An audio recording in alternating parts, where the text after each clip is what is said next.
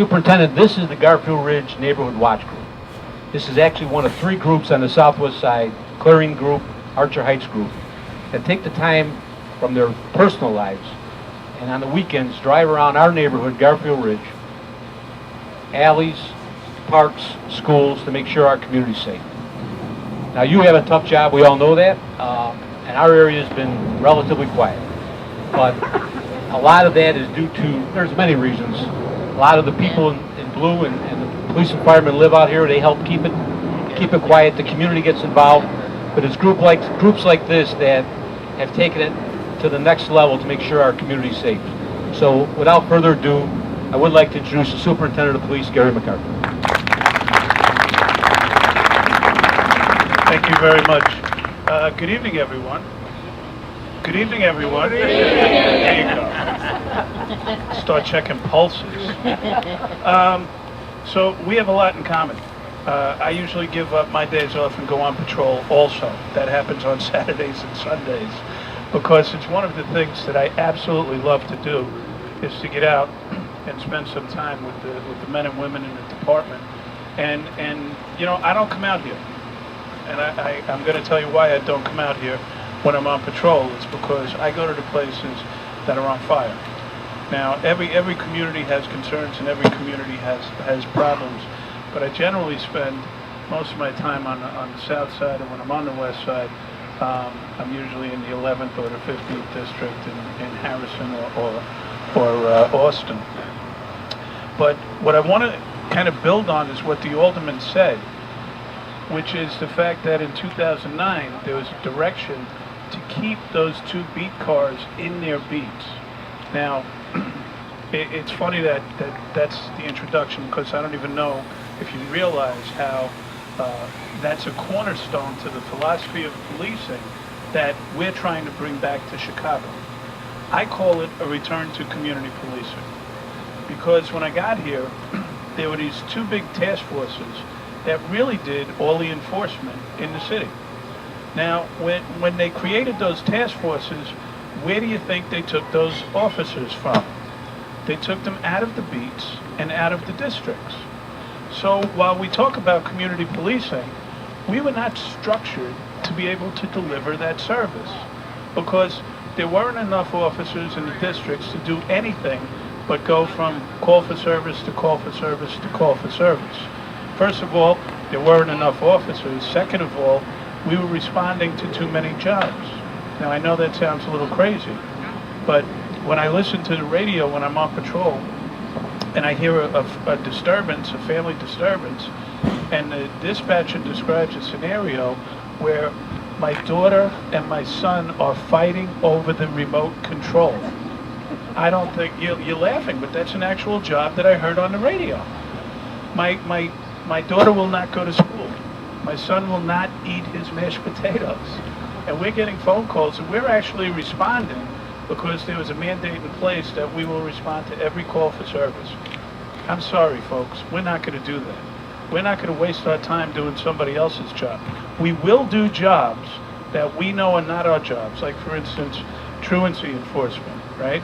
I say that that's really a school's job, but by the same token, we know if we get those kids off the street and back into school, it can affect crime, right?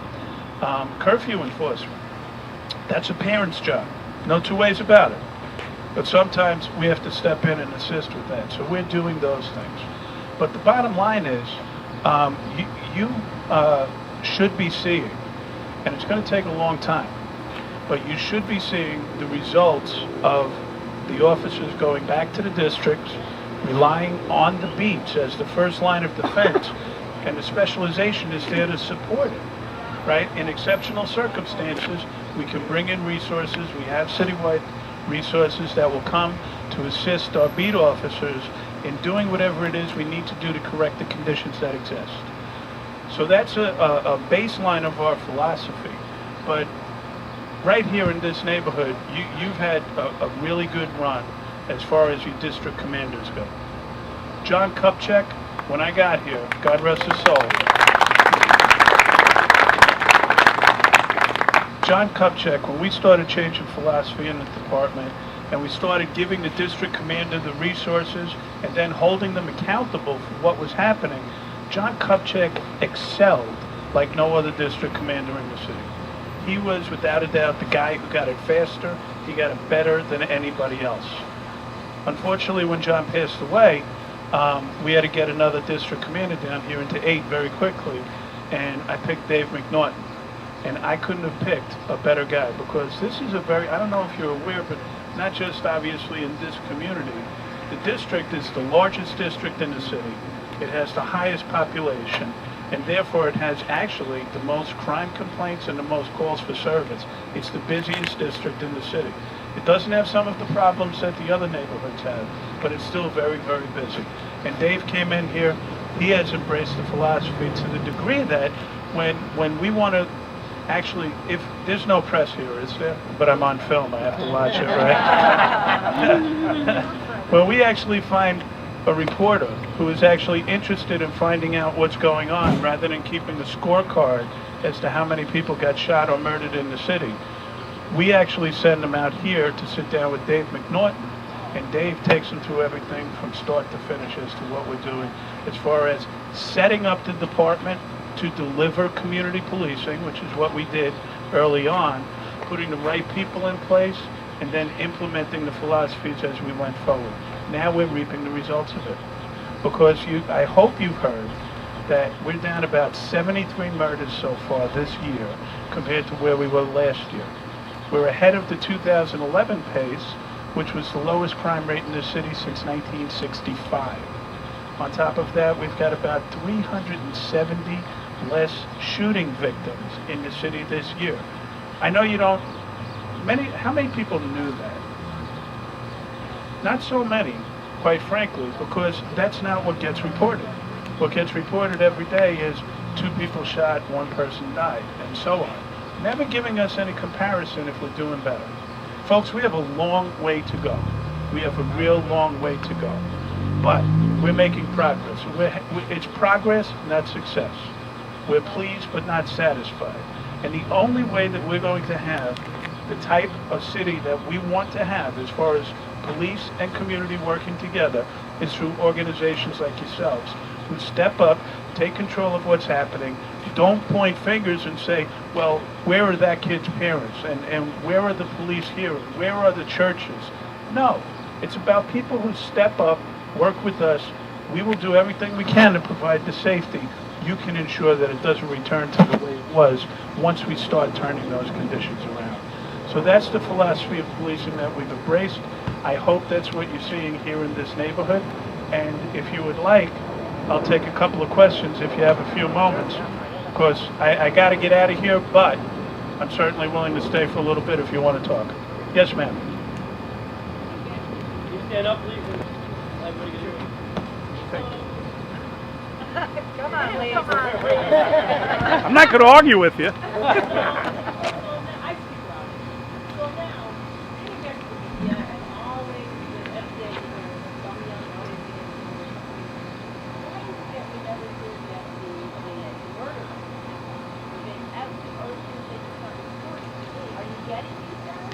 We're catching more murderers now than we have in a very, very, very long time. Our murder clearance rate has gone through the roof. I think that that's happened for a couple of reasons. Well, let me answer your question first, and then I'll tell you why I think it's happening. So, first of all, and I hate to be, I'm kind of blunt.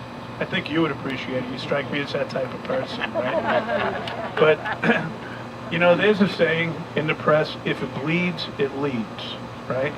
So they want the sensational story. In February, March, and April, the press actually turned a 1959 murder rate into a negative story. I've never seen anything like it, but they were able to do it. Everything that we talk about, they'll come up with, yeah, but. I call it yeah, but syndrome, right? So the murder rate's down by 9,000%. Yeah, but, you know, it's hot outside and you know, my neighbor's car got stolen, or whatever it's going to be. It's yeah, but syndrome. The corrections and the follow-up stories don't get the front page. They're on page 30, right? If that far forward, and they're this big.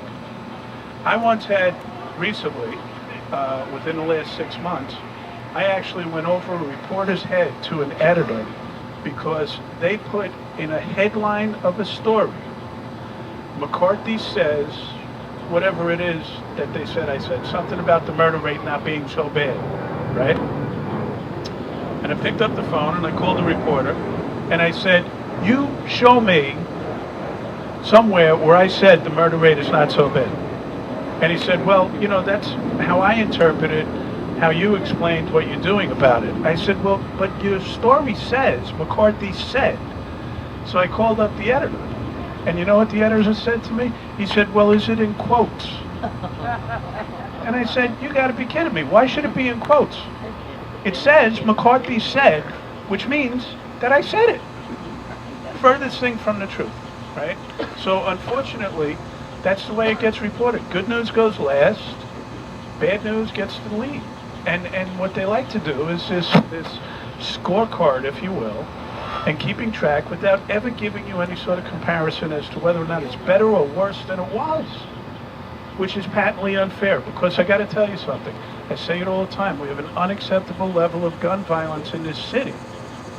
But it's been like that for 100 years, going back to Al Capone, right? So if somebody thinks that we're going to throw on a light switch or throw on some sort of a switch and say, hey, we got it, we're done, it's not going to happen. It's a day-by-day, minute-by-minute, week-by-week struggle. And that's how we measure our success. Are we doing better than last year? How does it compare to the year before? And moving forward like that. So I hope I answered your question.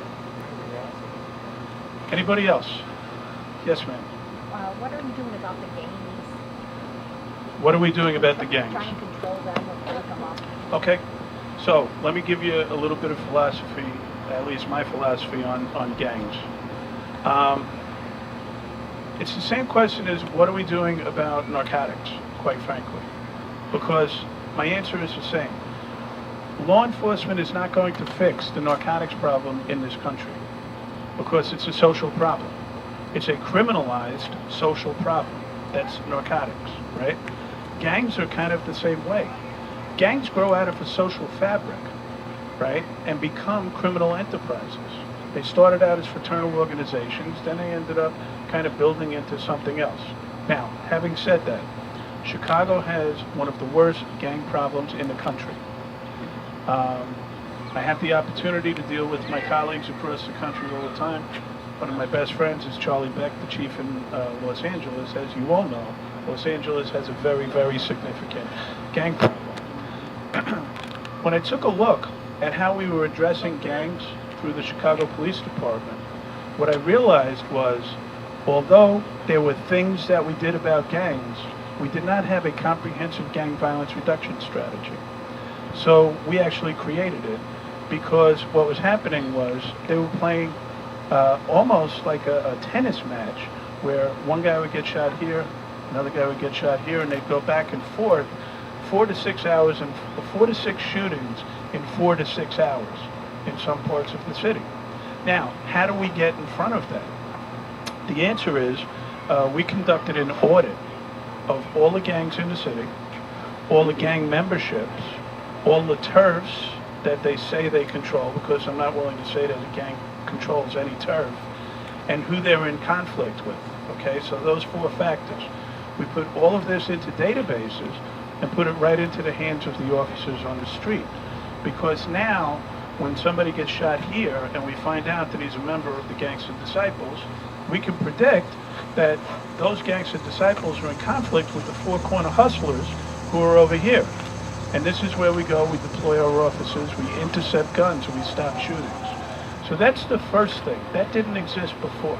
And this is actually considered the best practice in the country right now.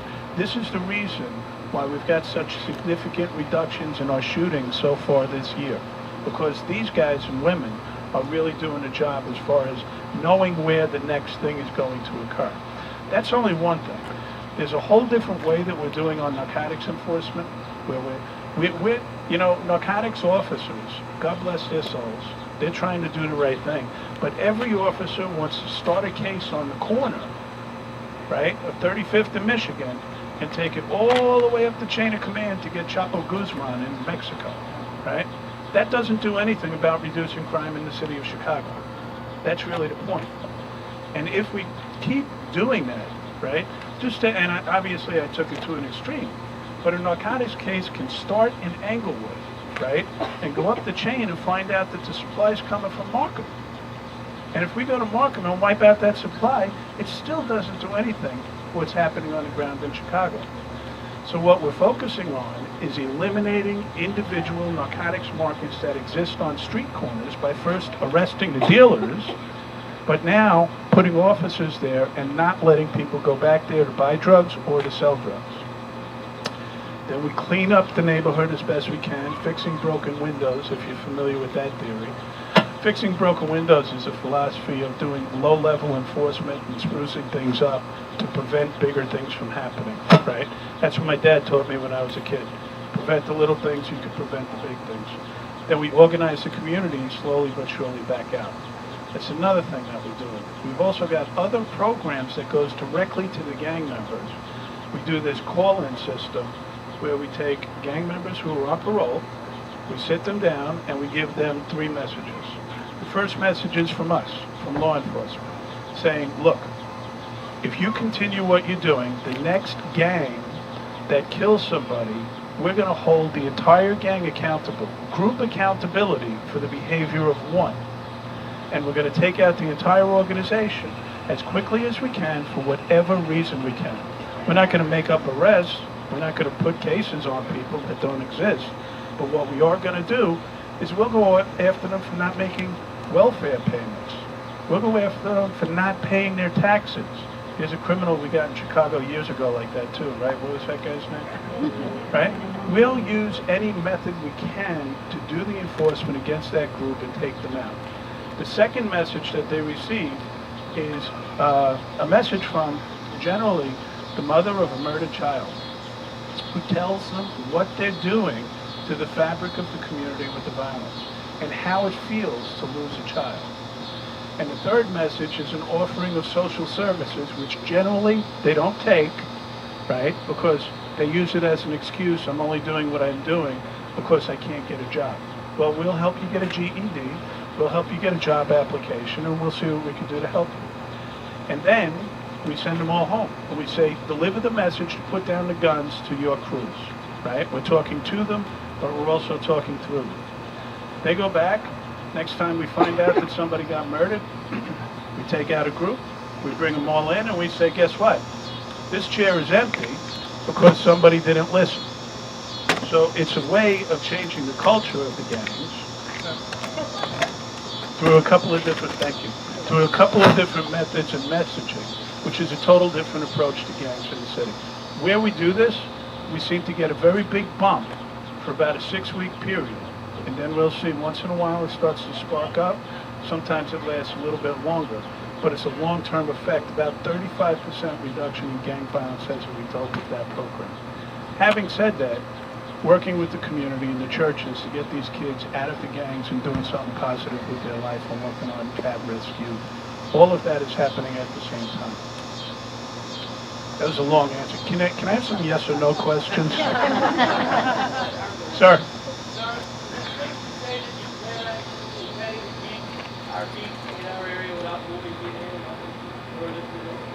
Oh yeah, no, there's no plan to move any beats that I know of right now. We did the first ever restructuring of this department since I think it was 1960 something, when we consolidated a couple of districts, which by the way was a no-brainer, simple business management. Within that, we had to move a couple of beat lines, but that's it, we're done. I don't see moving any beat lines right now. I keep hearing this all the time, but I think that's all rumor stuff. I'll take one more question if you got it. Yes, ma'am.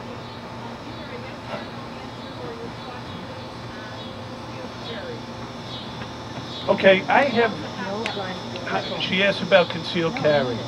So I have great concerns about the way concealed carry is being presented in Illinois. My dad was a policeman in New York. I was raised with firearms. I was on a rifle team, believe it or not, at the age of like 10, where we placed nationally in small bore. I was raised with guns. I have an ultimate respect for guns. I've been carrying a gun for 32 years personally. As a matter of fact, this Saturday that just passed was my 32nd year anniversary as a police officer. I can't believe it.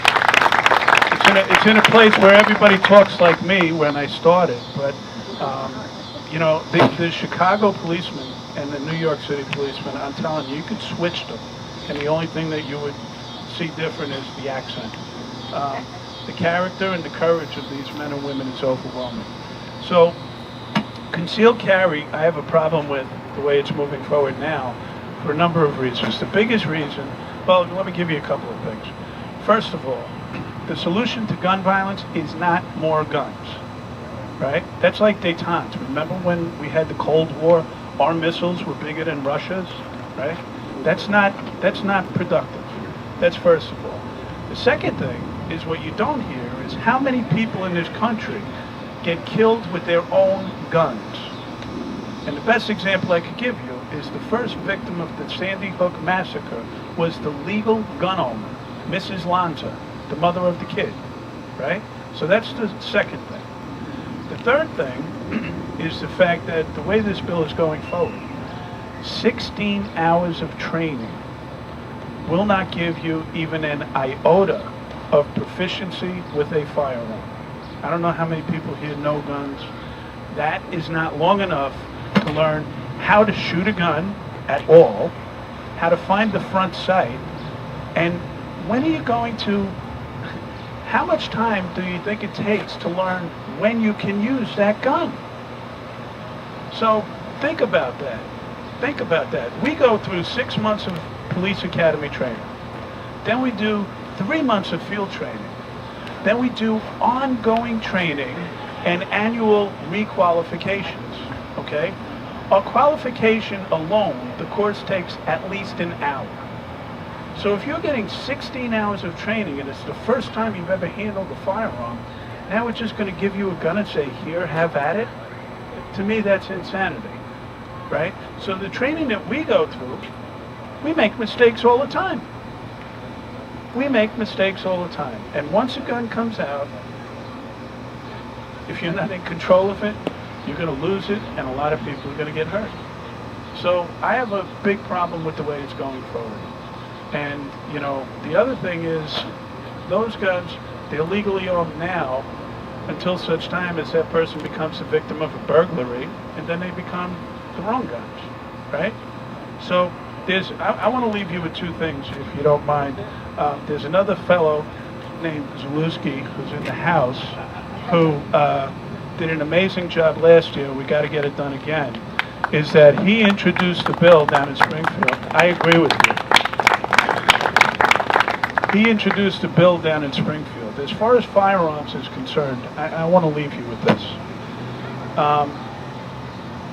We've now got, today I had a press conference, we've got about 104 separate examples of individuals who have been either the victim or the offender of gun violence so far in 2013, who would not have been available to commit that crime or be the victim, because you know it's generally the same group of people, right? It's a small percentage of the population that causes the vast majority of the crime.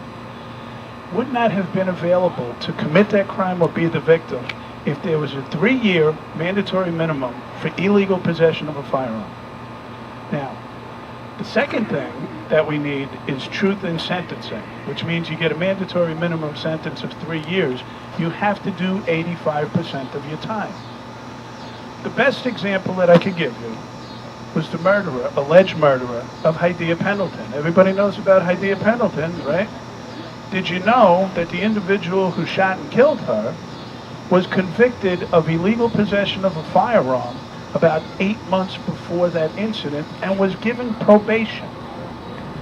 In Illinois state law, possession of an illegal firearm is the same class felony as possession of untaxed cigarettes. So these guys are putting them, and ladies of course, are putting themselves in harm's way to get those guns off the street, and people are getting probation. Now, those gun offenders become recidivists. Carrying an illegal firearm is the gateway crime to committing a murder. It's not that deep. It's not brain surgery. If we don't get 3-year mandatory minimums with 85% truth in sentencing, this cycle's going to continue. They get out, they kill somebody. They get out, they get killed. It's crazy. So that's the first thing. The second thing is we recover more firearms than any police department in the country every single year. Now, I told you, these guys are great. But in the first 6 months of 2012, we recovered 9 guns for every one that the NYPD recovered. Now, these guys are great, but they're not getting guns because they're 9 times better. They're getting 9 times more guns because there's that many more guns in the state of Illinois. There's no requirement to report the loss, theft, or transfer of a firearm in the state of Illinois. So think about this. You have an FOID card, you walk into a gun shop, you could buy 10 guns, you walk out the door, you give them to whoever you want, and there's zero accountability under the law. That's how those guns are reaching our streets. They're legally purchased, illegally transferred. There's nothing to stop the transfer, record it, or make it a crime if you transfer that gun. And in 2 years, when the legal gun owner, right, the guy who did the straw purchase, when we recover that gun at the scene of a crime, I say, hey, I got your gun. You say, hey, thanks. I lost that 2 years ago. But I didn't have to tell anybody, so I didn't. So that's how the guns are reaching our streets. And at the end of the day, when we catch these guys with the guns, nobody goes to jail. So you think we can fix gun violence unless those 2 components get fixed? We could do magnificent policing in between. But until such time as the criminal justice system is designed to support us, it's us and you. It's these guys and women out there every single night with your backup that is going to make it happen. But we're not going to fix this problem. We can have an impact on it, but we're not going to fix it until those things change in the law. So those are 2 things, if you take nothing else away from what I said. Make sure that your representatives in Springfield understand, I hope that's how you feel, about what's happening in the city of Chicago. We can make strides, but we got a long way to go. Thank you very much for having me tonight, folks. Really a pleasure. And the Alderman invited me, and I said, absolutely, let's go. Anytime you want me, give me a shout, and I'll be there. Thank you, everybody.